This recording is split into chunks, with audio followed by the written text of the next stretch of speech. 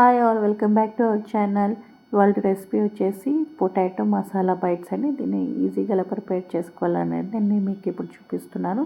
ముందుగా ఒక బౌల్ తీసుకొని అందులో 1 కప్పు గోధుమ పిండి, కారం, ఉప్పు, గరం మసాలా, ధనియాల పొడి ఇవన్నీ వేసుకొని కొంచెం ఆయిల్ వేసుకొని వాటర్ కలుపుకుంటూ చపాతీ ముద్దలా చేసుకొని పక్కన పెట్టుకోవాలి.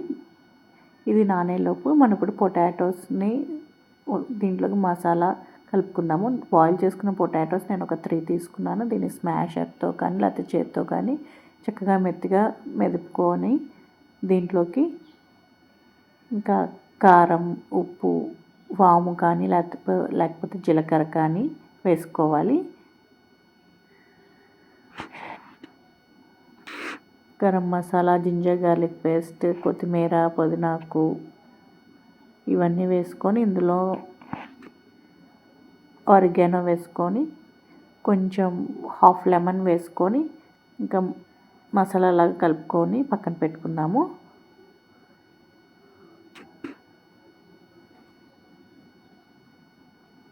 ఇదంతా బాగా మిక్స్ చేసుకోవాలి.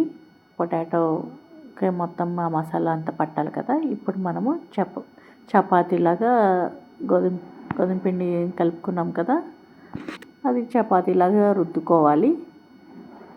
నేను ఇక్కడ 2 తీసుకుంటున్నాను. 2గా చేసుకొని ఇంకా చపాతీలాగా రుద్దుకుంటున్నాను. ఎప్పుడైనా చపాతీ చేసుకునేటప్పుడు ఫస్ట్ మీరు తీసుకున్న చపాతీ అది ఉంటుంది కదా రుద్దేది, దాని మీద ఫస్ట్ పౌడర్ వేసుకొని అప్పుడు చపాతీ చేయండి. కింద ప్లేట్కి అంటుకోకుండా ఉంటుంది, మీకు ఈజీగా కూడా చేయడానికి వస్తుంది.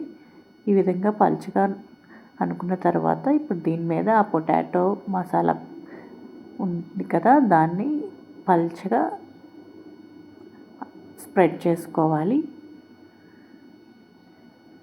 మందంగా పెడితే మనకి ఆ పొటాటోది బయటకు వచ్చేస్తుంది. నేను ఇప్పుడు ఆయిల్లో ఫ్రై చేస్తున్నాను.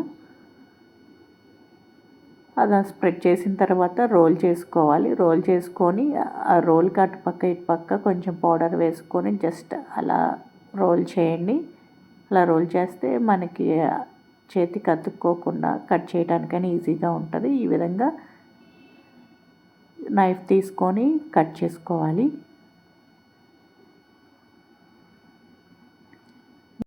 నా వీడియో కనుక మీరు కొత్తగా చూస్తుంటే లైక్ చేయండి అండ్ షేర్ చేయండి. లైక్ చేస్తే మీకు చాలామందికి రీచ్ అవుతుంది. ఈ విధంగా కట్ చేసుకున్న తర్వాత చేతితో జస్ట్ ఫింగర్తో అలా ట్యాప్ చేసి దాని మీద గోధుమ పిండిని అలా స్ప్రింకిల్ చేయండి. ఎందుకంటే పొటాటో మసాలా బయటికి రాకుండా ఉంటుంది ఇలా చేస్తే. చక్కగా దీన్ని ప్యాన్ ఫ్రై కూడా చేసుకోవచ్చండి. చపాతీని చేస్తాం కదా, అలా కూడా చేసుకోవచ్చు. నేను ఇప్పుడు డీప్ ఫ్రై చేస్తున్నాను. ఆయిల్ పెట్టుకొని హీట్ అయిన తర్వాత ఒక్కొక్కటి అందులో వేసుకొని ఫ్రై చేసుకోవాలి. ఇప్పుడు రైనీ సీజన్ కదా, పిల్లలు కూడా స్కూల్ నుంచి వస్తారు కదండి ఈవినింగ్ టైం.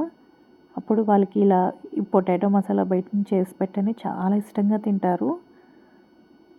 అన్నీ ఇలానే ఫ్రై చేసుకొని లైట్ బ్రౌన్ కలర్లో పిల్లలకి సర్వ్ చేయండి. చాలా ఇష్టంగా తింటారు. అంతేనండి, రెడీ అయిపోయింది పొటాటో మసాలా బైట్స్. మీకు కూడా ఎలా వచ్చినా కింద కామెంట్ సెక్షన్లో షేర్ చేయండి. Thanks for watching.